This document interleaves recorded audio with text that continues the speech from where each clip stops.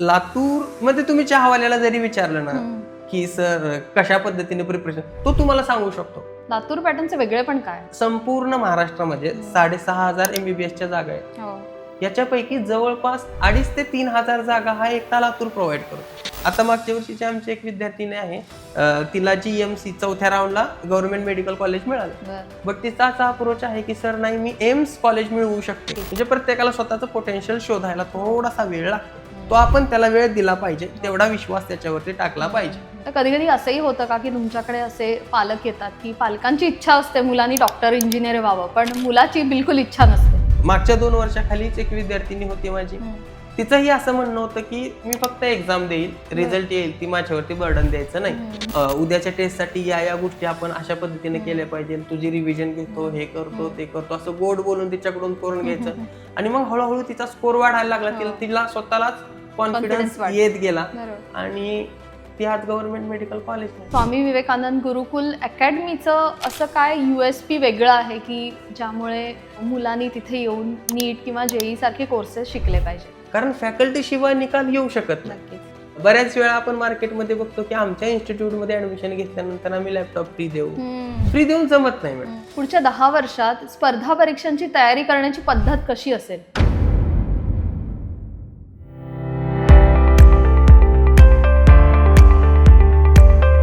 नमस्कार, मी तुमची होस्ट प्रियांका आणि पीयू द स्टोरी टेलर या यूट्यूब चॅनलवर पुन्हा एकदा मी तुमच्या सर्वांचं मनापासून स्वागत करते. नीट, JEE किंवा MST CAT अशा स्पर्धा परीक्षांची तर नावं आपण खूप ऐकतो, पण याच्यामागे हजारो विद्यार्थ्यांचे स्वप्न असतात, काही अपेक्षा असतात. तर येस, आपण याच विषयावर आज बोलणार आहोत.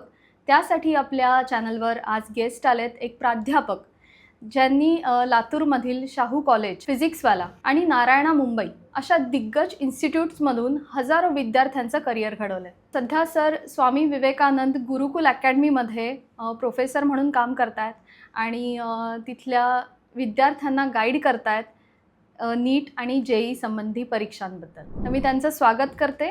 गणेश उपाध्याय सर, नमस्कार सर, वेलकम.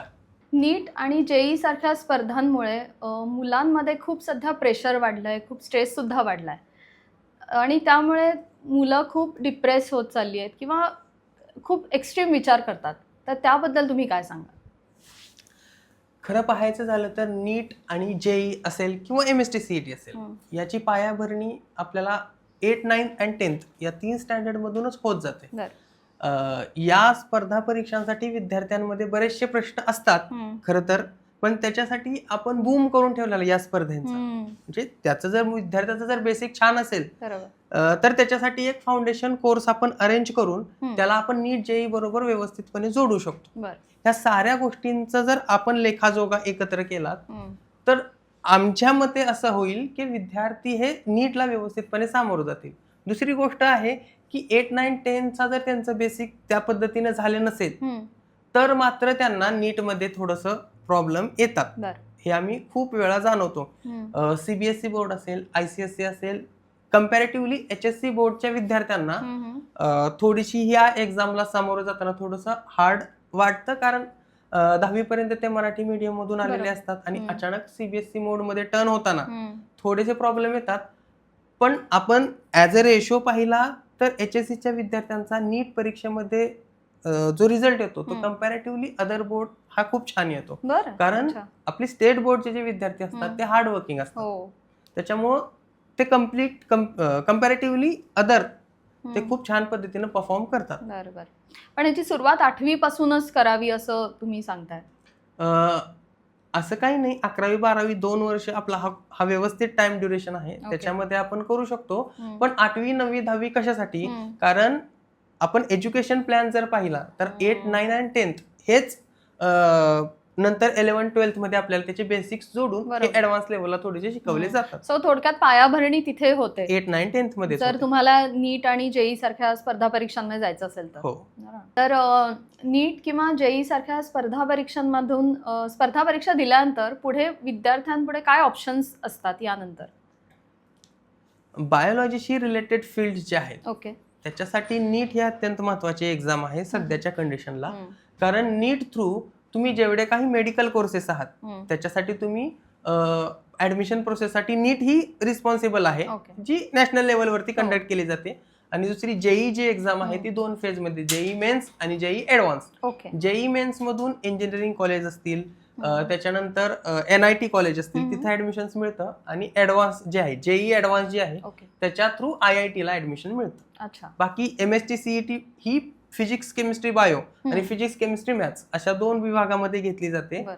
MST CET मधून बायोलॉजीची जी MST CET आहे त्याच्या थ्रू विद्यार्थ्यांना BSc ॲग्री साठी ते ऍडमिशन घेऊ शकतात. बरं. आणि PCM चे जे विद्यार्थी आहेत ते इंजिनिअरिंगला जाऊ शकतात. अच्छा. त्याच्या थ्रू ही ऍडमिशन मिळतं. ओके. आणि ही एक्झाम आपल्या स्टेट गव्हर्नमेंटची CET सेल कंडक्ट करते. ओके. म्हणजे हे 12वी नंतरच या सगळ्या एक्झाम्स तुम्हाला द्याव्या लागतात. येस. पण त्याचं प्रिपरेशन आधी एक 4-5 वर्ष तरी तुम्हाला नाही, म्हणजे 2 वर्षाचं साधारण- प्रिपरेशन हे खूप छान व्यवस्थित जर हो. तुम्ही जर खूप व्यवस्थितपणे बरोबर. डे टू डे वर्किंग तुमचं प्रॉपर ठेवलं तर तुम्हाला अडचण येत नाहीये. हो. पण पण आजकाल पॅटर्न तसा झालाय ना की पेरेंट्स 8वी पासून या क्लासेसना टाकतात मुलांना. नाही, चांगली गोष्ट आहे, हो. त्याच्यामध्ये वाईट नाहीये खरं पुढचा एक तर. विचार हो, करून कारण 8, 9, 10चं फाउंडेशन जर विद्यार्थ्याचं चांगलं बरोबर. असेल, व्यवस्थित असेल, तर त्याला 11वी 12वीला त्रास थोडासा बरोबर, कमी होतो. बरोबर. गोष्टी समजतात, हो, पटकन हो. समजतात. म्हणजे कोणत्याही पालकाचा अप्रोच हा आपल्या नक्कीच. विद्यार्थ्यासाठी खूप चांगला असतो. नक्कीच. पण आधी असं नव्हतं, म्हणजे एक 10-15 वर्षापूर्वी असं थिंकिंग नव्हतं की 8वी पासून क्लासेस जॉईन करायचे. कदाचित त्या काळात तेवढी अवेअरनेस ही नव्हती. नव्हतं. कदाचित हम्म. म्हणजे पेरेंट्स होते पण तेवढी अवेअरनेस एवढं नव्हती. नव्हतं. बरोबर. जसं जसं पिढी थोडीशी बदलत जाईल, हो. काळ बदलत जातो, तशी तशी लोकांच्या रिक्वायरमेंट ही बदलत जातात, बरोबर. लोक अवेअर होत जातात. हम्म. आज आपली गावोगावी खेडेपाडे आपण छोट्या छोट्या गावात जरी गेलो हम्म. तरी तिथल्या विद्यार्थ्यांना नीट एक्झाम काय हे माहित आहे, हो. जेई एक्झाम काय आहे हे माहित आहे. बरं. म्हणजे बऱ्यापैकी आपण लोकांपर्यंत पोहोचायला सुरुवात झालेली आहे. अच्छा. याच्या आधी कदाचित आपण कमी पडत होतो. बरं. आता जरा अवेअरनेस सुद्धा वाढलेला आहे, त्यामुळे सोशल मीडियाचा social हा media- इम्पॅक्ट आहे. अगदी म्हणजे पेरेंट्स पेक्षा मुलांना जास्त आजकाल माहिती माहिती असतात असतं. कुठले कोर्सेस आहेत आणि आपल्याला काय करिअर ऑपॉर्च्युनिटीज कुठे मिळू शकतात, हे मुलांना जास्त आजकाल माहिती असतं. नाही, गावखेड्याचे पेरेंट्स सुद्धा आता हुशार झाले. हो ना. सोशल मीडिया थ्रू त्यांना माहिती मिळते, मिळते. कशा पद्धतीने केलं बरोबर. पाहिजे, काय आहे कसं आहे. जे पालक मुलांसाठी थोडेसे ऍक्टिव्ह आहेत, म्हणजे मुलाचं माझ्या विद्यार्थ्याचं ऍडमिशन असं झालं पाहिजे, तसं झालं पाहिजे, त्या बाबतीत ते जे अवेअर आहेत त्यांना त्या बाबतीत माहिती आहे. सोशल मीडिया हा एक चांगला प्लॅटफॉर्म आहे त्या गोष्टींसाठी. नक्कीच. कधी कधी तुमच्याकडे असं झालंय का की एखादे मुलाच्या ऍडमिशनसाठी पेरेंट्स येतात, तर पेरेंट्सच्या अपेक्षा खूप वाढलेल्या असतात, अशा वेळेस तुम्ही मुलांमध्ये पालकांमध्ये बॅलन्स कसा साधता? खरं तर प्रत्येक पालकाची ही अपेक्षा असतेच की माझा विद्यार्थी, माझा पाल्य हा डॉक्टर झाला पाहिजे, इंजिनियर झाला पाहिजे, आणि त्यात काही चुकीचं नाहीच आहे. आणि प्रत्येक विद्यार्थ्यालाही असं वाटतं की मी ते केलंच पाहिजे. फक्त कसं आहे की कधी कधी म्हणजे आपण एक एक्झाम्पल घेऊ, फॉर एक एक्झाम्पल बघूयात की एक 5 लिटरची पाण्याची बादली आहे, बरोबर, आणि त्याच्यामध्ये आपण 10 लिटर पाणी भरू शकतो, पाणी ओतलं तर त्याच्यामध्ये बसणार तर 5 लिटर आहे, बाकीचं वाहून जाणार. म्हणजे स्पर्धेमध्ये पहिला येणारा एकच विद्यार्थी आहे, बरोबर. मग त्याच्यानंतरचे जे रँक आहेत त्या डिसाईड करतील की बाबा तुम्ही कुठं जाता. असं नाही की नीट मधून जर त्याचं सिलेक्शन झालं तरच तो काहीतरी करेल, असंही नाहीये. पण दोघांचा समतोल साधला तर प्रॉपर गोष्टी घडू शकतात करिअरमध्ये. पण या सगळ्या गोष्टींचा एक आपल्याला बॅलन्स ठेवावा लागतो. असे की तुमच्याकडे उदाहरणं सुद्धा आहेत का की पेरेंट्सना तुम्हाला समजावून सांगावं लागली सिच्युएशन? की नाही, बरेच पॅरेंट्स काय आहेत, कधी कधी ओव्हर केअरिंग पण करतात, म्हणजे ओव्हर पॅरेंटिंग आपण त्याला म्हणू शकतो. की माझा असे एक एक्झाम्पल, आता मागच्या वर्षीच PTA मध्ये एक पॅरेंट्स मला बोलले की सर माझी मुलगी ICSE बोर्डामध्ये होती आणि आता तिला HSC बोर्डामध्ये मी टाकलेलं आहे आणि तिला HSC बोर्ड हा हार्ड जातोय. खरं तर असं नसायला पाहिजे, बरोबर. ही बऱ्याच वेळा काय करतात विद्यार्थी, हे रिझन देत राहतात, म्हणजे स्वतःचं जे फेल्युअर आहे, स्वतःचे टाइमपास करतो आपण, त्याचे रिझन ते पॅरेंट्सला देतात. आणि मग पॅरेंट्स पण काय करतात, ओव्हर केअरिंग करतात, नाही असं झालं पाहिजे, सोडून मग तुम्ही ते चेंज करा, असं करा. असं होऊ शकत नाही. लॉजिकली विचार केला तर असं नाही होऊ शकत. असं होऊ शकत नाहीये. म्हणजे लॉजिकली काय, आपण दोघांचे सगळं समोर ठेवलं समोर तरी ठेवून सुद्धा हो होऊ शकत नाही ते. बरोबर पण पॅरेंट्सनी थोडंसं या बाबतीत अवेअर राहावं नक्कीच की आपला विद्यार्थी जो आहे म्हणजे हो. प्रत्येकाचा आपल्या मुलावरती विश्वास हो. असतोच, तो भाग वेगळा, नक्कीच पण तो कितपत. तर संपूर्ण महाराष्ट्रात लातूर पॅटर्न हे खूप सक्सेसफुल पॅटर्न तयार झालाय. तर त्याच्या मागचं सक्सेस काय सांगाल? कारण तुम्ही लातूरमध्ये सुद्धा शाहू कॉलेजमध्ये तुम्ही काम करत होतात, तर काय सांगाल त्याबद्दल? खरं तर लातूर पॅटर्नला आपण लातूर पॅटर्न म्हणण्यापेक्षा शाहू पॅटर्न म्हणलं ना बरं तर ते अगदी योग्य पडेल. अच्छा. कारण ते असं महाविद्यालय आहे की सातत्यानं निकाल प्रोव्हाइड करतं. आणि मी तिथं काम करताना एक गोष्ट मला प्रखरतेनं जाणवली. तिथलं जे मॅनेजमेंट आहे का नाही मॅडम, ते निकालाभिमुखच आहे. म्हणजे त्यांचं मेन टार्गेटच आहे रिझल्ट. म्हणजे ते कंटिन्युअसली त्या रिझल्टमध्ये असतात. आता तिथले चीफ कोऑर्डिनेटर सर आहेत सध्याचे, स्वप्नील राजमाने सर. त्यांच्याकडे ड्रॉपरच्या म्हणजे रिपीटरच्या बॅचेस असतात, म्हणजे ते त्यांना कोऑर्डिनेट करतात. पण जवळपास 1000 विद्यार्थ्यांची त्यांच्याकडे कंपल्सरी डिटेल असते. म्हणजे कोणता विद्यार्थी कसा काम करतो, काय करतो, कोण कुठं कमी पडतोय, मग ते प्रॉपर त्या गोष्टीचं अनालिसिस करतात. आणि ते वेळोवेळी प्राध्यापकांना पण, आता मी तिथं होतो ना, मलाही त्यांनी खूप मार्गदर्शन केलं. मलाही त्या बाबतीत खूप, म्हणजे मी नवीन होतो त्या संस्थेमध्ये, नवीन असताना सुद्धा त्यांनी खूप अशा जबाबदाऱ्या माझ्यावरती दिल्या की सर तुम्ही हे करा, तुम्ही करू शकता. आणि असे आणि यातूनच मग गोष्टी घडत जातात. मग फॅकल्टीमध्ये एक पॉझिटिव्ह एन्व्हायरमेंट राहतो. आणि फॅकल्टीमध्ये पॉझिटिव्ह एन्व्हायरमेंट राहिल्यानंतर तो तेवढ्या पॉझिटिव्हली करू शकतो. बऱ्याच संस्थांमध्ये थोडंसं त्या गोष्टी जाणवत नाही, पण तिथं काम करताना एक खूप छान व्यवस्थित फॅकल्टीसाठी पण एन्व्हायरमेंट आहे आणि विद्यार्थ्यांसाठी तर आहेच. आणि दुसरी गोष्ट, ते स्ट्रिक्ट राहतात, रूल्सला धरून स्ट्रिक्ट राहतात. म्हणजे क्लासरूमचा जो डेकोरम आहे तो मेंटेन राहिला पाहिजे. बरोबर. अदर ज्या काही ज्यांना आपण ब्रँड म्हणू शकतो, तिथं थोडंसं त्या गोष्टी जाणवत नाही. त्याच्यामुळं कदाचित निकाल तिथं कमी आणि इथं जास्त जाणवतो. ती संस्था खरं तर खूप रिझल्ट ओरिएंटेड आहे. ऍक्च्युली असंच असलं पाहिजे, असायला पाहिजे. पण आता बऱ्याच गोष्टी राहतात त्याच्यामध्ये. पण लातूर मध्ये तुम्ही चहावाल्याला जरी विचारलं ना की सर कशा पद्धतीने प्रिपरेशन, तो तुम्हाला सांगू शकतो. कारण तिथं एक स्पर्धेचं वातावरण आहे. आणि आता आपण बघितलं अनालिसिस, जर आपण छोट्यात मध्ये अनालिसिस केलं का नाही मॅडम, तर संपूर्ण महाराष्ट्रामध्ये 6500 MBBSच्या जागा आहेत. याच्यापैकी जवळपास 2500 ते 3000 जागा हा एकटा लातूर प्रोव्हाइड करतो. म्हणजे जवळपास 50% जागा एकट्या लातूर मधून येतात. आणि त्याच्यात पण एक जवळपास 700-800 जागा हा एकटा शाहू कॉलेज प्रोड्यूस करतो. अच्छा, म्हणजे टॉपर येणार तर तिथलाच येणार. बरोबर. म्हणजे या गोष्टी आहेत. म्हणजे माझं म्हणण्याचं कारण काय, ज्यांना स्पर्धा माहित आहे ते त्या पद्धतीनं करतात. आपण बऱ्याच वेळा म्हणतो की लातूरला रिझल्ट येतो का, तर तिथं प्रत्येकाला स्पर्धा माहित आहे. बरोबर. बाहेर आपण काय करतोय की आपण थोडंसं काय करतो की मार्केटिंग वरती जास्त भर आहे, ना की रिझल्ट वरती. आपण मोठमोठ्या ब्रँडचं जरी बघितलं का नाही, तरी याचा विद्यार्थी त्याच्या पण बॅनरवरती आहे, त्याच्या पण बॅनरवरती आहे. बरोबर आहे. पण ते कॉलेज जे आहे, राजर्षी शाहू महाविद्यालय जे आहे, ते कॉलेजच्या प्रिमायसिसच्या बाहेर एकही बॅनर लावत नाही. आजपर्यंत मी तर पाहिलेला नाही. बरं. पण तरीही त्यांच्याकडे पब्लिसिटी आहे, मुलं सॅटिस्फाईड होतात आणि रिझल्ट दिसतो सर्वांना. म्हणून मी म्हटलं की लातूर पॅटर्नला आपण लातूर पॅटर्न म्हणण्यापेक्षा शाहू पॅटर्न म्हणलं तर थोडंसं वेगळं वाटणार नाही. पण काय वेगळेपण काय याचं, लातूर पॅटर्नचं वेगळेपण काय? त्यांना स्पर्धा समजली आहे मॅडम. कदाचित आपल्या भागात सगळ्या गोष्टी इझिली अवेलेबल झाल्यामुळे आपल्या इथं एवढी अवेअरनेस नसेल. तिथं लोकांमध्ये अवेअरनेस आहे, पालकांमध्ये आहे, विद्यार्थ्यांमध्ये आहे. विद्यार्थ्यांना माहिती आहे की आपले जे टीचर्स आहेत ते किती क्वालिटीचे आहेत, कशा पद्धतीने शिकवतात, तिथे योग्य अनालिसिस होतं, त्या अनालिसिस वरून आपला निकाल ठरतो. आणि त्या स्पर्धेला ते धरून राहतात. म्हणजे स्पर्धा जी चेंज होती ते बघतात आणि काय चेंजेस होतात किंवा काय डेव्हलपमेंट आहे त्याच्यावर पूर्ण नजरच असेल ना सर्वांची. सर्वांची नजर असते. म्हणजे पासून HOD म्हणजे सगळ्या टॉप लेवल पर्यंत पूर्ण संस्थेची तिथं नजर असते. मी म्हटलं का नाही, ती अशी संस्था आहे की वरून ते खालीपर्यंत सगळ्यांना माहिती आहे की आपल्याला निकाल आणायचा आहे, आपल्याला निकालासाठी काम करायचं.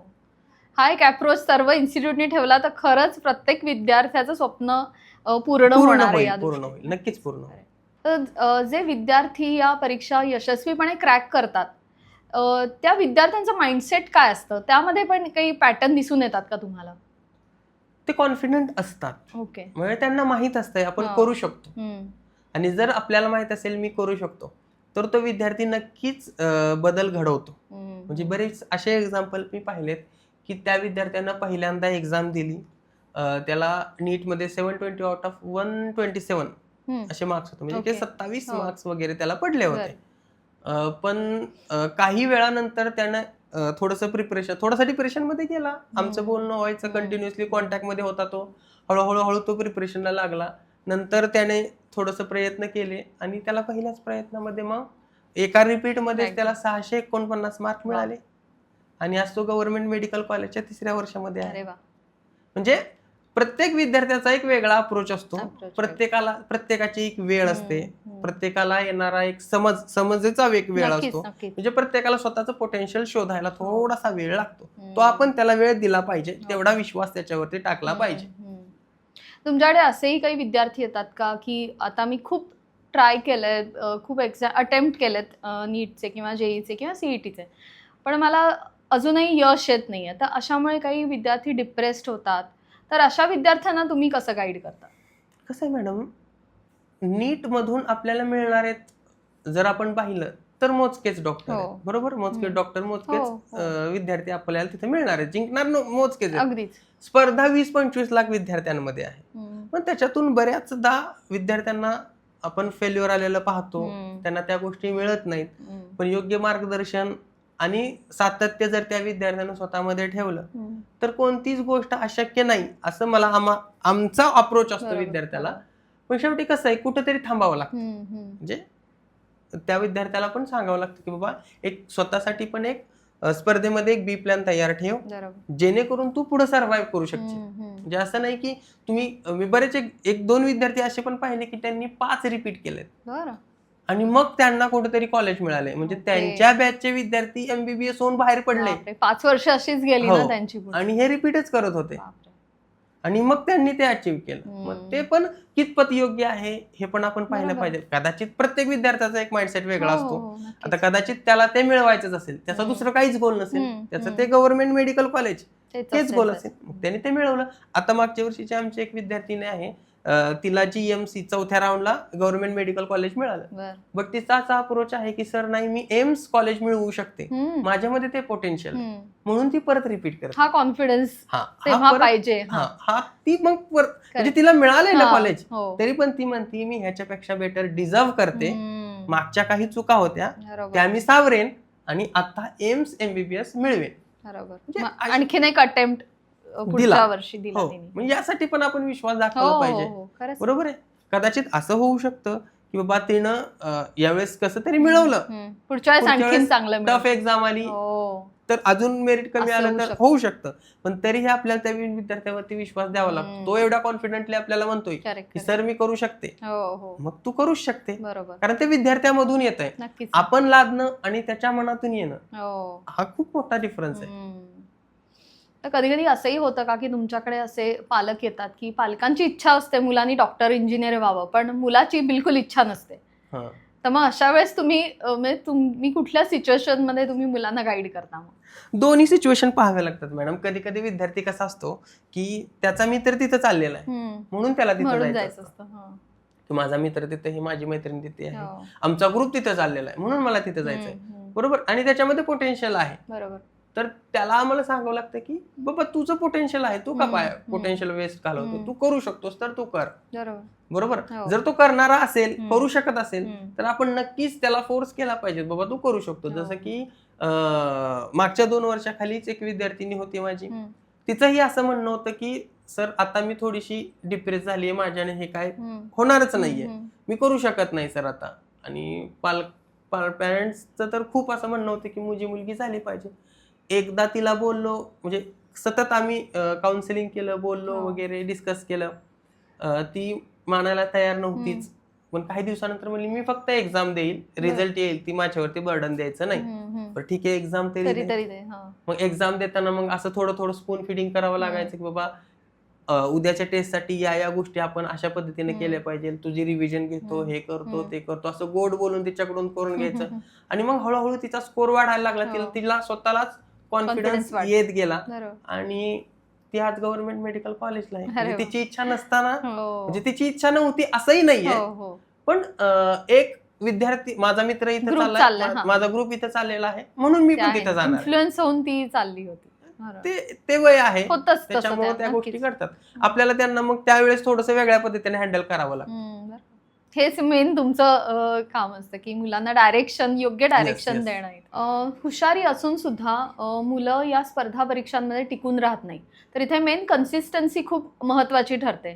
तर अशा वेळेस तुम्ही मुलांना काय सल्ला देता? कन्सिस्टन्सी तर महत्वाचा मुद्दा आहे नीटमध्ये. नीट असेल किंवा जेई असेल, सातत्य खूप महत्वाचं आहे. कारण कसं होतं की विद्यार्थी पहिल्या एक्झामला म्हणजे 11वीला सुरुवातीला ऍडमिशन घेताना तो त्याच्यामध्ये खूप एनर्जी असते, मी हे करेन, मी ते करेन, मी असं करेन. पण जशी जसे एक्झामची लेवल वाढत जाते, जसं जसं प्रॅक्टिस हे वाढत जातं, तो रटाळपणा, त्याच गोष्टी समोर रोज रोज रोज रोज येतात. त्याच्यामुळे थोडंसं जे विद्यार्थी असेच असतात, म्हणजे त्यांचं माइंडसेट थोडं वेगळं असतं, मग ते थोडंसं लांब होत जातं. पण जे विद्यार्थी सातत्य ह्या 2 वर्षामध्ये ठेवतात, त्यांना नक्कीच निकाल मिळतो. आणि शेवटी ही स्पर्धा निकालाची, स्पर्धा ही स्पर्धा असते, जो जिंकला तोच जिंकला. म्हणजे कोण हारला, त्याच्यामध्ये किती पोटेन्शियल होतं याचं अनालिसिस कोणी करत नाही, बरोबर आहे. तो हारलेला आहे ना, म्हणजे तो हारला, जो जिंकला तो सातत्याने जिंकला. ब्लॅक किंवा व्हाईट, हे असं दोन्हीपैकी एकच आहे, एकतर ब्लॅक किंवा एकदा व्हाईट. आपण याचं पण बघितलं, ससा आणि कासव, सस्यामध्ये पोटेन्शियल होतं पण झोपून राहिला.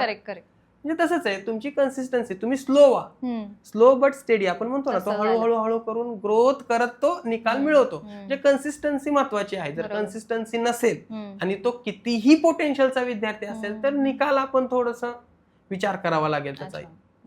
मेन कन्सिस्टन्सी मेंटेन करणं खूप गरजेचं, खूप महत्वाचं आहे. तर आजकालच्या डिजिटल युगामध्ये मुलांचा अटेन्शन स्पॅन खूप कमी झाला, तर अशा काळात तुम्ही तुमची शिकवण्याची पद्धत कशी बदलली काळानुसार? थोड्या गोष्टी बदलतात, पण खूप काही बदलावं लागत नाही. कारण कसं आहे, कितीही विद्यार्थ्यांचा माइंडसेट बदलला, म्हणजे विद्यार्थ्याचा माइंडसेट तर हा झालेला आहे की 30 सेकंदामध्ये मला सगळं हवंय, बरोबर आहे. आता 30 सेकंदाचा रील पण बघत नाहीये, पहिल्या 4-5 सेकंदामध्ये स्क्रोल करतात. म्हणजे त्यांना तिथंच एंटरटेनिंग वाटलं पाहिजे. ते आपण याच्यामध्ये तर आणू शकत नाही ना, आपल्याला पूर्ण सिस्टीम डिटेल मध्ये जाऊन सांगावी लागते विद्यार्थ्याला, बरोबर. मग त्याच्यासाठी थोड्या गोष्टी बदलाव्या लागतात, मुलांना ओढून आणावं लागतं की लक्ष द्या, इथं बघा, म्हणजे त्यांच्याशी प्रॅक्टिकल एक्झाम्पल देऊन सुद्धा तुम्ही त्यांच्याशी प्रॅक्टिकल. आता माझा सब्जेक्ट बायोलॉजी असल्यामुळे मला त्या गोष्टी आणाव्याच लागतात, बरोबर आहे. कारण आपण जे बघतो, जी लाईफ सायन्स आहे ते पूर्ण बायोलॉजी आहे. बाहेर गेलो प्लांट्स आहेत, बाहेरचे अॅनिमल आहेत, ह्युमन आहे स्वतः अॅनिमल. तर मला त्यात काय वेगळं सांगायचं नाही. आपल्या डेली रुटीन मध्ये ज्या गोष्टी कामाला येतात त्या त्यांना सांगायच्यात की या गोष्टींचा इथे इथे यूज झालेला आहे, अशा पद्धतीने यूज झालेला आहे. मग त्यांना ते एक इंटरेस्ट क्रिएट होतो, म्हणजे ऑटोमॅटिकली त्याच्यामध्ये क्रिएट होतोच. कारण बायोलॉजी तसा आवडीचा विषय असतो विद्यार्थ्यांचा. नीटचे जे विद्यार्थी आहेत त्यांचा बायो हा आवडीचा विषय असतो. त्याच्यामुळं फार काय नाही बदलावं लागलं आम्हाला, पण थोडस मुलांना धरून ठेवणं हा एक मोठा टास्क आमच्या समोर आता उभा आहे. कारण बऱ्याचशा इन्स्टिट्यूटनं आता एंटरटेनमेंट नावाचा एक नवीन प्रकार काढलेला आहे. एज्युकेशन हे एंटरटेनमेंट थ्रू, पण ते होऊ शकत नाही खरं तर. कारण एंटरटेनमेंटच्या थ्रू जर घेऊन गेलो ना आपण, तर जो मेन मोटो आहे आपला रिझल्ट, तो खूप लांब राहतो. म्हणजे आहे आता शेवटी गोष्टी कमर्शियल गोष्टींवरती येतात आणि त्या संस्थेला त्या पद्धतीने चालावं लागतं. पण आम्हाला ऍज अ टीचर म्हणून खूप काही बदल करावे लागलेत असं नाही. कधी कधी विद्यार्थ्यांची मागणी पण असते की सर वो क्लासरूम में तो सर ने गाना बोल के चले गए, आप थोड़ा सा वो नहीं होता अपने पास. म्हणजे आपल्याकडे ते होणारच नाहीये. म्हणजे आपल्याला रिझल्ट साठी काम करायचं. म्हणजे प्रत्येक शिक्षकाचं एक वेगळा पद्धत आहे, वेगळा माइंडसेट आहे. जसं की माझा डे 1 पासून माइंडसेट असतो की निकाल आपल्याला आणायचा आहे, बरोबर. तर त्या माइंडसेटनं आम्ही काम करत राहतो, आमची टीम त्याच पद्धतीनं काम करते. त्याच्यासाठी म्हणजे निकाल असेल तर आपल्याला सॅटिस्फॅक्शन आहे, तर निकालच नसेल तर काय उपयोगच नाही. नक्कीच. तर स्वामी विवेकानंद गुरुकुल अकॅडमीचं असं काय USP वेगळं आहे की ज्यामुळे मुलांनी तिथे येऊन कोर्सेस हे नीट किंवा JEE सारखे कोर्सेस शिकले पाहिजे? स्वामी विवेकानंद गुरुकुल अकॅडमी जी आहे, खरं तर कोणत्याही पालकाने किंवा विद्यार्थ्याने कोणत्याही इन्स्टिट्यूट चूज करताना मार्केटिंग स्ट्रॅटेजी न पाहता तिथले फॅकल्टीज पाहावेत. बरोबर. कारण फॅकल्टी शिवाय निकाल येऊ शकत नाही. नक्कीच. बरोबर. हो, हो. बऱ्याच वेळा आपण मार्केटमध्ये बघतो की आमच्या इन्स्टिट्यूट मध्ये ऍडमिशन घेतल्यानंतर आम्ही लॅपटॉप फ्री देऊ, या गोष्टी फ्री हो. देऊ, त्या गोष्टी फ्री देऊ. फ्री देऊन जमत नाही मॅडम. म्हणजे फ्री जिथे येतं ना तिथं क्वालिटी ढासळते. फ्री जिथे येते तिथं क्वालिटी ढासळते. नक्कीच. आणि आम्ही ज्या संस्थेमध्ये काम केलं, लातूरच्या शाहू महाविद्यालयामध्ये, त्यांनी निकालाभिमुख मार्गदर्शन कसं करायचं हेच आम्हाला शिकवलं. आणि आम्ही त्याच धर्तीवरती इथं काम करतोय की आपल्याला रिझल्ट द्यायचा. मग रिझल्टसाठी आपल्याला काय काम करावं लागेल हे पण पाहावं लागेल. ऑफर देणे किंवा गिफ्ट देणे याच्यातून निकाल येत नाही. निकालासाठी काम करणारे प्राध्यापक लागतात आणि आपल्याकडं त्याच दर्जाचे प्राध्यापकांची टीम आहे ज्याच्यामुळे आपण निकाल देऊ शकतो. म्हणजे मी माझी इन्स्टिट्यूट म्हणून बोलत नाही. कोणत्याही इन्स्टिट्यूट मध्ये जर तुम्ही गेला तर ती इन्स्टिट्यूट मध्ये आमचे फॅकल्टी चांगलेच आहेत. बरोबर आहे. आमचे फॅकल्टी चांगलेच आहेत. तो प्रत्येकाचा मार्केटिंगचा फंड आहे. पण ऍक्च्युली मध्ये तेच प्राध्यापक तुमच्या विद्यार्थ्याला शिकवतायत का? ते पूर्ण वेळ तुमच्याकडे आहेत का? बरोबर. मोठमोठ्या इन्स्टिट्यूट मध्ये आपण प्रॉब्लेम बघतो की 2-3 महिने फॅकल्टी होते, नंतर फॅकल्टी चेंज झाले. बरोबर. म्हणजे सुरुवातीला हाय पॅकेजची सॅलरीची शिक्षक होती आणि नंतर मग ती चेंज होत गेली. आणि मग जे नवीन प्राध्यापक असतील ज्यांना कमी एक्सपिरियन्स आहे ते प्राध्यापक मग एंट्री करत गेले आणि मग थोडस विद्यार्थी डिस्टर्ब होत जातात. खरं तर 2 वर्ष त्या विद्यार्थ्यांना सेम जर प्राध्यापक राहिले तर ते खूप छान पद्धतीने विद्यार्थ्यांना हँडल करू शकतात. नक्कीच. आणि त्यावेळेस प्राध्यापकांना सुद्धा मुलांची माइंडसेट कळतो की त्यांना काय येतंय, काय नाही येतंय, कुठे विकनेस आहे, कुठे त्यांचे स्ट्रॉंग पॉइंट्स आहेत, हे सगळं बघून तुम्हाला त्या मुलाचं पॅटर्न कळत असेल. हा, 2 वर्ष तो विद्यार्थी माझ्या समोर असेल तर मला त्याची इत्तमभूत माहिती असते. खडाला खडा माहित असतो हा कसा आहे, काय आहे, पहिल्या दिवशी कसा होता, आजच्या दिवशी कसा आहे, आणि एक्झाम येईपर्यंत ह्याच्यामध्ये काय चेंज होऊ शकतात, आपण त्याच्याकडून काय करून घेऊ शकतो. म्हणून स्टेबल फॅकल्टी हा खूप मोठा फॅक्टर आहे. आणि एक्सपिरियन्स फॅकल्टी. म्हणजे एक्सपिरियन्स का म्हणतोय? कारण स्पर्धा आहे मॅडम. एक्सपिरियन्स का म्हणतो की नवीन आलेला फॅकल्टी शिकवू शकत नाही का? मी कोणत्याही फॅकल्टीला कमी किंवा कुणालाही खूप मोठा असं म्हणत नाही. सगळे समानच आहेत. बरोबर. पण एक्सपिरियन्स मॅटर करतो.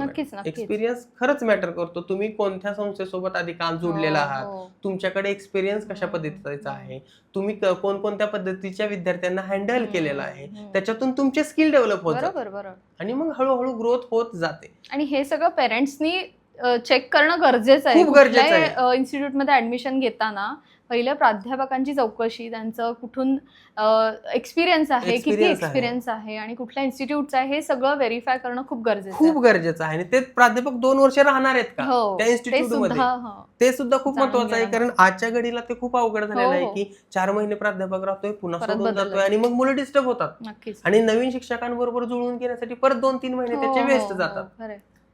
म्हणून जिथं चांगले प्राध्यापक आहेत, म्हणजे पालकांचं माझं असं म्हणणं असेल की पालकांनी मार्केटिंग बघू नये, पालकांनी प्राध्यापक बघावेत, पालकांनी ऑफर्स बघू नयेत. 50% फी मध्ये सूट, 40% सूट, हे सूट, ते सूट, लॅपटॉप गिफ्ट देणे, ह्या सगळ्या गोष्टी सोडून प्राध्यापक आहेत का, ते काम करतायत का, डिटेल वर्क करतायत का, 2 वर्षाचा त्यांचा टीचिंग प्लॅन काय आहे, त्यांच्याकडे त्यांचा गोल काय आहे, त्यांच्या इन्स्टिट्यूटचे गोल काय आहेत. बरोबर. ह्या बेसिक. आणि माझ्या मते एज्युकेशन सिस्टीमला फार काय लागत नाही. एक बोर्ड लागतो, बेंचेस लागतात, ते नसले तरी चालतात, पण आज थोडस स्टँडर्ड झाल्यामुळे बेंचेस लागतील आणि विद्यार्थी लागतील आणि एक चांगला शिक्षक लागतो. याच्या व्यतिरिक्त काही लागत नाही. एसी हवा ना, एसी हवाय ना, अजून काय फ्लॅश लाईट हवाय, चकमक दगमग काही नको. चांगला विद्यार्थी, चांगला शिक्षक आणि त्याला फक्त एक बोर्ड द्या, बास. निकाल तुम्हाला 100% मिळतो. सध्या जे विद्यार्थी स्वतःवर डाऊट घेत आहेत किंवा स्वतःला कमी लेखत आहेत, त्या विद्यार्थ्यांना तुम्ही काय सांगाल? मॅडम, स्वतःला कमी लेखून कसं जमेल? बरोबर. आज कोणीतरी माझ्यापेक्षा मोठा आहे किंवा त्याला गोष्ट आधी मिळाली आहे म्हणून मी कमी नाहीये ना. बरोबर. मला स्पर्धा करायची आहे त्याच्यासोबत जो खूप आधीपासून स्पर्धेमध्ये आहे, तरीही मी स्वतःला कमी समजून जमणारच नाही. मी म्हणजे जग आहे, माझ्याशिवाय जग नाहीच आहे. उद्या मी नसेल जगात तर ह्या जगाला अर्थच नाही. बरोबर. हम्म. म्हणजे माझी स्पर्धा ही माझ्याशीच आहे. हम्म. मी इतरांसोबत स्पर्धा करत राहिलो तर मला सुख समाधान हे कधीच मिळणार नाही. बरोबर. मला सुखी राहायचं असेल, मला मेंटल पीस पाहिजे, हम्म. मला स्वतःची ग्रोथ करायची असेल तर मला स्वतःशीच स्पर्धा करावी लागेल. बरोबर. मला डे टू डे माझं शेड्यूल बनवून मला माझ्यामध्ये ग्रोथ करावी लागेल. हम्म. ह्या सगळ्या गोष्टी खूप महत्वाच्या आहेत आणि याच्यासाठीच आपण इन्स्टिट्यूटचं नाव सुद्धा मॅडम तेच ठेवलेलं आहे, स्वामी छान. विवेकानंद गुरुकुल अकॅडमी. खूप छान नाव आहे. बरोबर. स्वामी विवेकानंदच का? हम्म. कारण त्यांनीही स्वतःच्या थ्रू हो. जगाला सगळ्या गोष्टी दिलेल्या आहेत. अगदीच, बरोबर. अगदीच. तसंच आहे, आपण पण स्वतःमध्ये थोडीशी ग्रोथ करायचं असेल तर आपण स्वतःला समजा, स्वतःला ओळखा. डिप्रेशन मध्ये जाऊन गोष्टी साध्य होत नाहीत. तुम्ही स्वतःला ओळखा, स्वतःची स्पर्धा करा, दररोज स्वतःमध्ये ग्रोथ करा, कन्सिस्टन्सी ठेवा स्वतःसाठी, तुम्हाला नक्कीच यश मिळेल. पुढच्या 10 वर्षात स्पर्धा परीक्षांची तयारी करण्याची पद्धत कशी असेल, तुम्हाला काय वाटतं? पाठीमागच्या 10 वर्षापासून जर आपण नीट एक्झामचं अनालिसिस केलं की नाही, तर त्याच्यामध्ये बऱ्याच वेळा काही चेंजेस होत गेले. म्हणजे आधी एम्स आणि एम्स जिपरच्या एक्झाम वेगळ्या होत्या आणि नीट थ्रू फक्त गव्हर्नमेंट मेडिकल कॉलेजला ऍडमिशन मिळायचं. पण नंतर त्या दोन्ही एकत्र झाल्या. म्हणजे नीट थ्रूच तुम्हाला एम्सचं कॉलेज मिळेल, जिपमर मिळेल, जे काय असेल ते तुम्हाला त्याच्या थ्रूच मिळेल. त्याच्यानंतर एक्झाम मध्ये आधी क्वेश्चन्स होते 180 क्वेश्चन्स, नंतर 200 क्वेश्चनची झाली. त्याच्यानंतर परत 180 क्वेश्चन्सची एक्झाम झाली. मधला जो एक दोन तीन एक्झामचा स्पॅन होता त्यामध्ये एक्झामची लेवल म्हणू शकतो आपण थोडीशी डाऊन झाली होती, कारण लॉकडाऊनमुळे मुलांचं बेसिक ही थोडंसं होतं. त्या गोष्टीही शासनाला लक्षात घ्यावे लागतात. पण आता ते विद्यार्थी राहिले नाहीत, त्याच्यामुळे इथून पुढे एक्झामची लेवल स्पर्धेला बघून असेल, म्हणजे लेवल वाढत जाईल. म्हणूनच म्हणून मी आधीही बोललो आणि आताही म्हणतोय, कुठेही ऍडमिशन घ्या, पण जिथं प्राध्यापक आहेत, चांगले प्राध्यापक आहेत, जे खूप वेळ देणारे आहेत, जे वेळ देतील, आपल्या विद्यार्थ्याला समजून घेतील, 2 वर्ष थांबतील आणि निकाल आणतील. कारण आपल्या विद्यार्थ्याचं करिअर हे एक्सपेरिमेंटसाठी नाहीये. जो माझा पाल्य आहे त्याचं एक्सपेरिमेंटसाठी नाहीच आहे ना, की बाबा त्यांनी लॅपटॉप गिफ्ट दिला म्हणून मी तिथे ऍडमिशन घेतलं आणि आता तिथं प्राध्यापकच नाहीयेत, निकाल देणारे प्राध्यापकच नसतील तर मग त्या लॅपटॉपला घेऊन उपयोग काय? बरोबर. किंवा मला तिथं फ्री शिप मध्ये ऍडमिशन मिळालं होतं म्हणून मी ऍडमिशन घेतलं आणि आता निकालाच येत. बरोबर. तर ह्या सगळ्या गोष्टींना थोडंसं लक्षात घेतलं ना तर स्पर्धा समजेल. कारण कोटा असेल, लातूर असेल, बरोबर, ह्या दोघांची स्पर्धा, या दोघांना खरं तर स्पर्धा समजली आहे मॅडम. म्हणजे आपण सुरुवातीच्या प्रश्नाला पण मी बोलताना म्हणलं की तिथल्या आपण चहावाल्याला जरी विचारलं की अरे या इंस्टिट्यूटची टेस्ट सिरीज कधी सुरू होतीये, ते तुरंत सांगतील की सर टेस्ट सिरीज आता सुरू होतीये, बरोबर आहे, किंवा झालीये, किंवा तुम्हाला इथं त्याची माहिती मिळू शकते. म्हणजे अगदी गावागावातल्या प्रत्येक व्यक्ती सुद्धा म्हणजे त्या गोष्टींबद्दल माहिती आहे. बरोबर. म्हणजे लोकांनाही त्यासाठी अवेअर व्हावं लागेल की आपले विद्यार्थी जर आपल्याला टॉपला न्यायचे असतील तर ही विद्यार्थ्यांच्या पालकांसोबत एक समाजाची ही एक जबाबदारी आहे की स्पर्धा समजा आणि स्पर्धे थ्रू न्या कॉम्पिटिशन. कारण म्हटलं की आपल्याला थोडेच डॉक्टर किंवा थोडेच इंजिनियर मिळणार आहेत, पण त्याच्यासाठी 20-25 लाख मुलं फॉर्म भरतायत. कोणालाच वाटत नाही की मी डॉक्टर होऊ नये किंवा इंजिनियर होऊ नये, बरोबर. पण शेवटी रिझल्ट आपल्याला बघावा लागेल. त्याच्यामुळे स्पर्धा समजून कन्सिस्टन्सी थ्रू प्रॅक्टिस करावी लागेल आणि त्याच्या थ्रू एक चांगली इन्स्टिट्यूट पाहावी लागेल. ओके. जसं तुम्ही म्हणलात कोटा फॅक्टरी, कोटाबद्दल म्हणलात, तसं माझ्या डोक्यात आलं की कोटा फॅक्टरी एक वेब सिरीज आली होती. तर त्यामध्ये जशी मुलांची घाई गडबड असते, म्हणजे स्पर्धा परीक्षांना बसलेले असतात, ते कुठल्या बाहेरच्या गावाखेड्यातून आलेले असतात, तिथे राहत असतात, कुठल्या परिस्थितीत राहत असतात आणि आई वडील एवढे भरमसाठ फिया भरून तिथे मुलाला ऍडमिशन, म्हणजे स्पर्धा परीक्षांच्या सुद्धा फीज काही कमी नसतात. सो ते सगळं चित्र तसंच असतं का? खरंच तसं असतं का स्पर्धा परीक्षांचं, जसं कोटा फॅक्टरीमध्ये दिलं? मूवी आणि चित्रपट हे आपल्यालाच रिप्रेझेंट करतात असं म्हणतं, पण कधी कधी तर हाईप ही खूप जास्त असते, ती गोष्ट वेगळी. पण हे जे एज्युकेशन आपण म्हणतो की महाग झालेलं, हे खरं तर महाग आपल्या पालकांनी केलेलं आहे. आपल्या पालकांना एसी हवाय, आपल्या पालकांना काय झगमगाट हवाय, आपल्या पालकांना काचेची बिल्डिंग हवी, पॉश एरिया हवा, स्कूल बस हवी. याचा खर्च कुठून येणार? आपल्या पालकांना टॉप इन्स्टिट्यूट, म्हणजे टॉप इन्स्टिट्यूट म्हणलं की मग त्याचा खर्चही जास्त आहे, बरोबर. ती मेंटेन करणं ना. आता सपोज मला बिल्डिंग मोठी 6 मजली बिल्डिंग घ्यायची तर त्याचं रेंट आलं, सगळ्या गोष्टी आल्या, ते कुठून निघणार? मग मला पालकांपर्यंत पोहोचायचं आहे, बरोबर आहे, वेगवेगळे फंडे लावायचे, मार्केटिंग करायचंय, मार्केटिंगचा खर्च कुठून येतो? म्हणजे ह्या सगळ्या गोष्टी आपण म्हणतो की महाग झाल्यात, भरमसाठ फी भरतो आम्ही भरमसाठ फी भरतो. हे तुम्ही महाग केलंय. आधी आमच्या काळात तर एवढं महाग नव्हतंच ना. बरोबर बरोबर आहे. बरोबर नक्कीच. महाग कशामुळे नव्हतं, कारण आपल्या म्हणजे माझ्या आई वडिलांचा तर माझ्या शिक्षकांवरती विश्वास होता.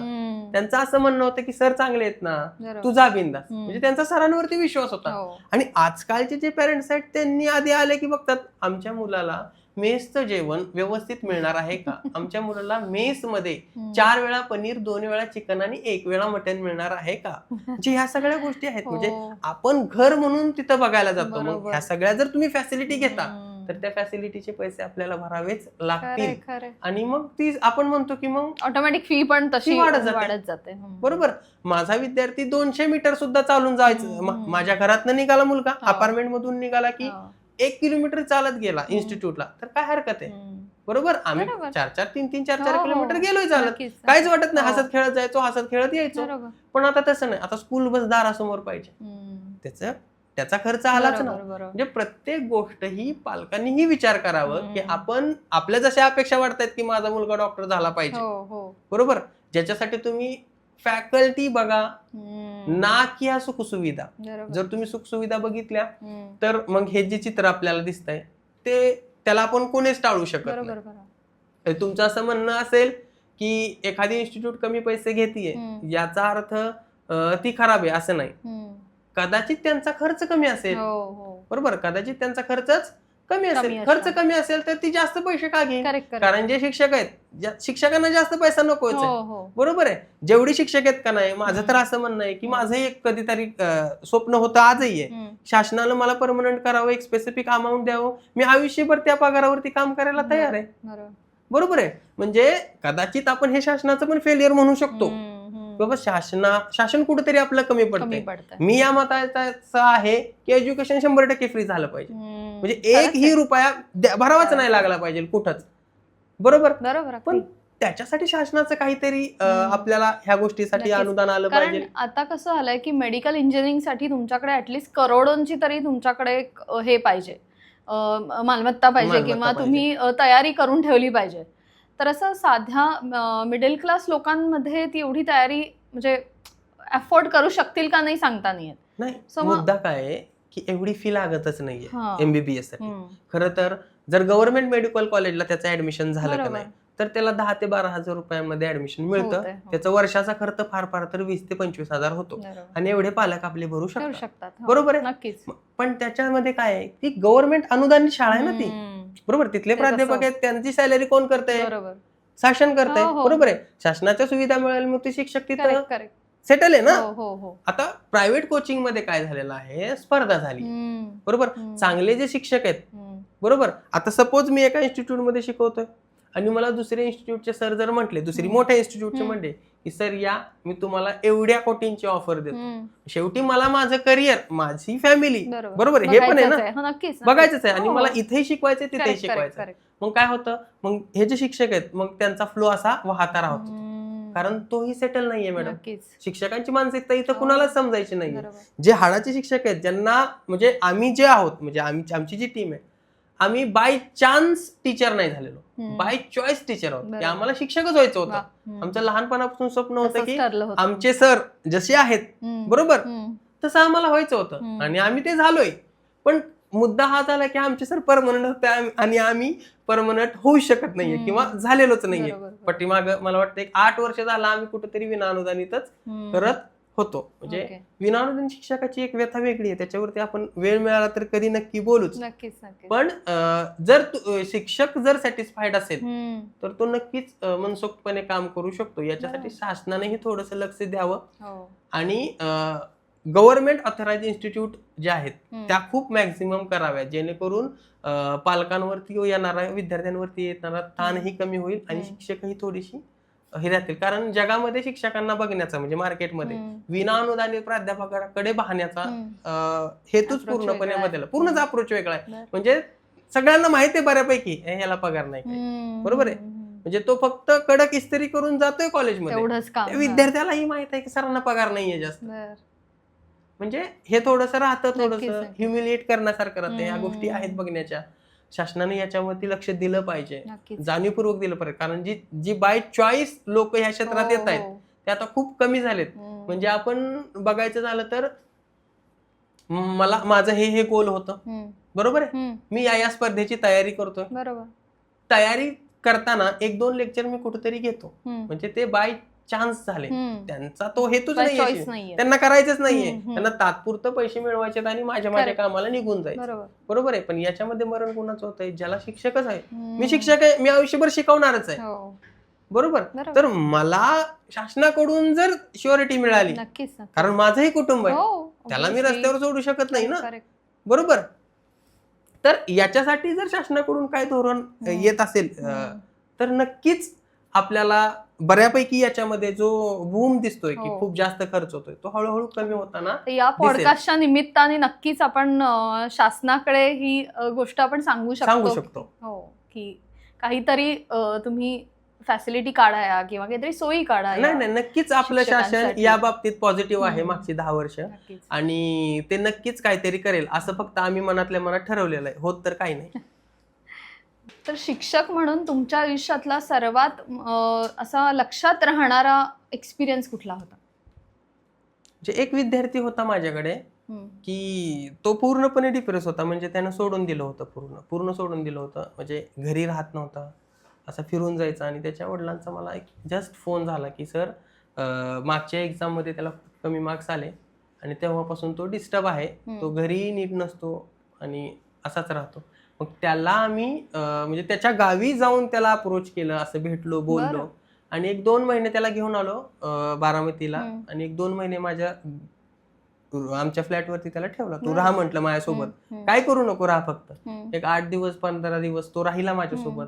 नंतर आम्ही डिस्कस करू लागलो, काय झालं, कसं झालं, कशा पद्धतीनं तू एवढा डिप्रेस झाला. मग त्याची काही कारण होती, ती बोलली, त्याला थोडंसं मार्गदर्शन केलं. आणि मग नंतर त्याला फक्त एक प्रश्न दिला की तू का करत नाहीयेस, म्हणजे एक प्रयत्न तर तू करू शकतो ना स्वतःसाठी, नक्कीच. जे झालं ते झालं, आता एक प्रयत्न करू शकतो. मग म्हटलं सर मी करेन किंवा नाही करेन माहित नाही, पण तुम्ही सांगताय म्हणून मी प्रिपरेशन तरी सुरू करतो, पण मी कोचिंगला येणार नाही, मी इथंच बसेन. मग तो घरीच राहायचा, राहिला एक 15-20 दिवस. परत नंतर 1-1.5 महिन्यानंतर आम्ही फक्त असं डिस्कशनच करायचो, आज काय केलं, कसं केलं, पण फक्त विचारत नव्हतो कसं करतोय. तो एक अशातच आपली 4 महिने गेली. 4-5 महिन्यात तो परत ट्रॅक वरती आला आणि आज तो गव्हर्नमेंट मेडिकल कॉलेजला 3ऱ्या वर्षाला आहे. अरे वा. म्हणजे असे विद्यार्थी आहेत की म्हणजे त्यांनी सगळं सोडून दिलं होतं, आता माझ्याने होऊ शकत नाही, फ्लो मधून बाहेर निघाले होते, त्यांना आपण फ्लो मध्ये आणलं आणि हे केलं. म्हणजे अशा बऱ्याचशा गोष्टी आहेत की त्या छान वाटतात की बाबा आयुष्यभर अशा लक्षात राहतात की बाबा आपण काही नाही, एका विद्यार्थ्याला तरी आपण मार्गी लावलं. तर काही विद्यार्थ्यांना जर नीट किंवा जेई किंवा MST CATचं प्रिपरेशन करायचं असेल तर सुरुवात कुठून करावी? अभ्यास कसा करावा आणि सुरुवात कशी करावी? अभ्यास मी बोललो सुरुवातीलाच की आपण 8वी 9वी आणि 10वी हे 3 इयत्ता ज्या आहेत त्याच्यामध्ये व्यवस्थित लक्ष दिलं पाहिजे. डे टू डे प्रॅक्टिस तिथं केली पाहिजे. तिथलं आपलं जे फाउंडेशन आहे, बेसिक आहे, ते चांगलं करावं. आणि जरी तिथं काय अडचण आला तर आपल्या स्वामी विवेकानंद गुरुकुल अकॅडमीनं अशा विद्यार्थ्यांसाठी, ज्या विद्यार्थ्यांचं थोडंसं फाउंडेशन थोडंसं राहिलेलं आहे, अशा विद्यार्थ्यांसाठी एप्रिल महिना पूर्ण 1 महिना त्यांना सुट्टी असते. मग पूर्ण 1 महिन्याचं फाउंडेशन, नीट आणि जेईचा फाउंडेशन प्रोग्रामच अरेंज केलेला आहे. यामध्ये आपण काय करतो, विद्यार्थ्यांना 8वी 9वी आणि 10वी या 3 इयत्तांचे जे बेसिक्स आहेत, जे आपल्याला 11वी आणि 12वीच्या नीट जेईच्या प्रिपरेशनसाठी महत्वाचे असतात, ते आपण जोडून त्याच्यामध्ये क्लिअर करून घेतो. म्हणजे 1 मे पासून जे आपला टीचिंग प्लॅन जो सुरू होतो त्याच्यामध्ये त्या विद्यार्थ्यांना प्रॉब्लेम येत नाही. म्हणजे बऱ्यापैकी जे शब्द अचानक डोक्यावरती येतात आणि खूप मोठे वाटू लागतात, ते तिथे इझी वाटू लागतात. म्हणून अशा पद्धतीने त्यांनी जो वेळ आता म्हणजे बऱ्याच विद्यार्थ्यांचा असा अप्रोच असतो की 10वी झाली, आता मी फिरायला मोकळा. पण तसं न करता जर आपला फाउंडेशन प्रोग्राम जर त्यांनी जॉईन केला तर नक्कीच त्यांना नीट आणि जेई ही इझी वाटू लागेल. म्हणजे त्याची तयारी तिथं खूप चांगल्या पद्धतीने होईल. वा, फारच छान आहे हा प्रोग्राम. म्हणजे खरंच ज्यांचं मिस झालंय किंवा 8वी 9वी 10वी मध्ये ज्यांना जमलं नाहीये हे करायला, तर इथे हा एका महिन्यात हा सगळा पोर्शन किंवा बेसिक्स तुम्ही तिथे शिकवता. आणि ज्यांना जमलं नाही म्हणू शकत नाही, असं एखाद्याला माहिती असतं पण रिकॉल करून देणं हे आपलं काम आहे. नक्कीच, बरोबर आहे. म्हणून तो फाउंडेशन प्रोग्रामच आपण 11-12चं ब्रिज कोर्स म्हणून आपण करतो. सुंदर. तर सर ओव्हर द पिरियड तुम्ही खूप चांगल्या चांगल्या इन्स्टिट्यूटमधून काम केलं आहे, जसं की लातूरचं शाहू कॉलेज, मुंबईचं एक कॉलेज नारायण कॉलेज.